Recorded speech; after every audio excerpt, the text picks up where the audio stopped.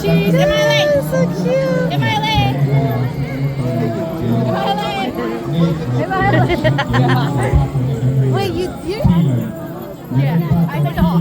Oh, the whole thing. Yeah, oh my gosh. Look, am I late? The shirt too? No, I bought it, but I couldn't finance it because I made the hacks. Look, cheese. Am I late? Oh yeah. Ở đây thời điểm bất ngờ là rất được chạy. Được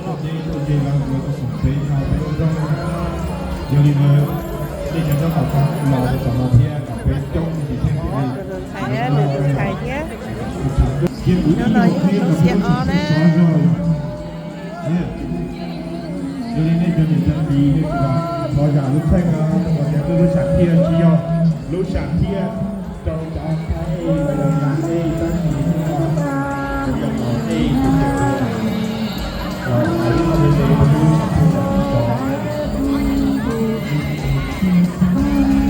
cho nên là có giả lúc xanh mấy chục chuối chục này